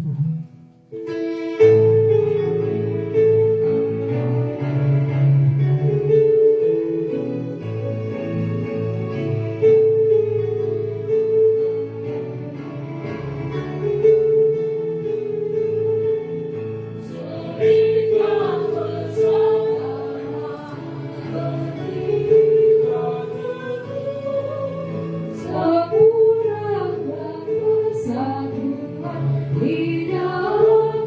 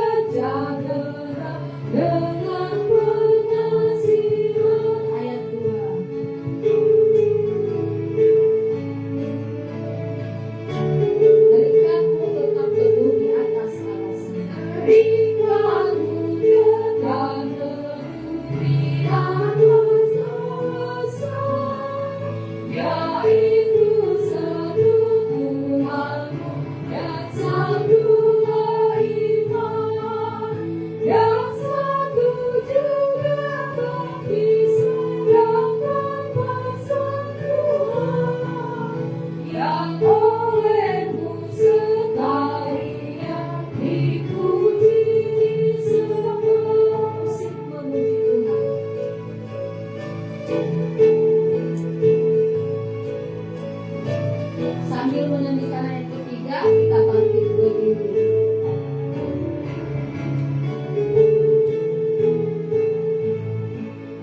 Masing-masing kamu diberi anugerah supaya kamu bertekun dan rajin bekerja menjaga hari muridnya kamu manusia. Jemaat menurut firman-Nya berkasih-kasih.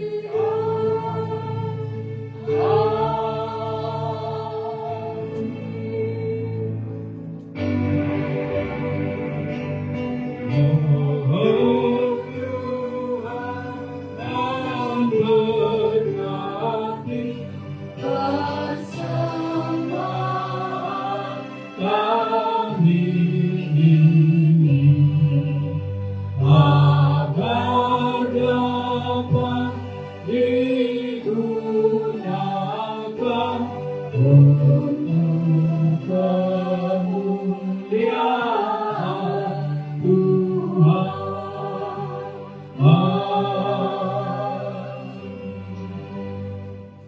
Tuhan, kami mengucap syukur buat anugerah kesempatan mempersembahkan yang terbaik buat Engkau melalui gereja-Mu sesuai dengan tugas dan fungsinya, dan tambahkanlah terus berkat-Mu atas pekerjaan, usaha, dan setiap buah tangan kami, sehingga hidup kami cukup dan terpelihara oleh Tuhan, dan semuanya oleh karena anugerah-Mu.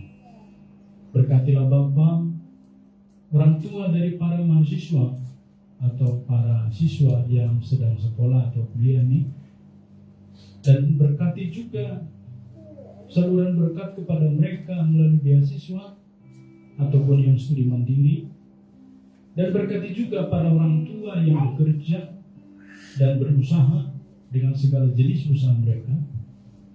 Topanglah ya Tuhan, karena kami mengandalkan Engkau senantiasa, dan berkati setiap persembahan yang kami serahkan ini, terutama persembahan persepuluhan kami yang kami serahkan ke depan. Tuhan memberkati sehingga mendatangkan kebaikan berkat atas kami dalam mengelola setiap keuangan ini ya Tuhan. Terpuji termulia nama-Mu Bapa, kami serahkan persembahan kami hanya di dalam anak-Mu Tuhan Yesus Kristus, Tuhan dan Juru Selamat kami yang hidup. Kami berdoa dan menyerahkan persembahan kami. Amin. Kepada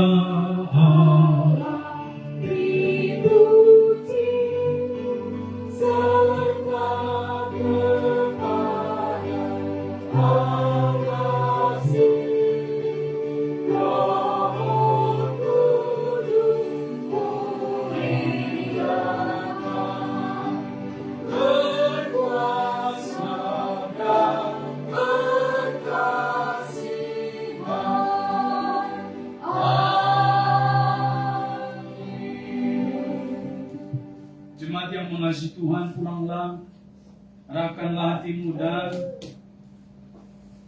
terimalah berkat-Nya. Tuhan memberkati engkau dan melindungi engkau. Tuhan menyinari engkau dengan wajah-Nya dan memberi engkau kasih karunia. Tuhan menghadapkan wajah-Nya kepadamu dan memberi engkau damai sejahtera dari sekarang, besok, bahkan sampai selama-lamanya, sampai Yesus datang kedua kalinya. Amin.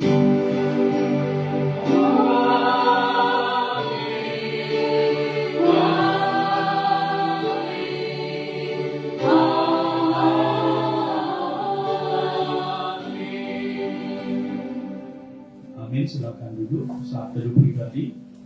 Ibadah kita selesai, Tuhan memberkati, dan kita bersama salaman satu dengan yang lain. Dalam Yesus kita bersembahyang.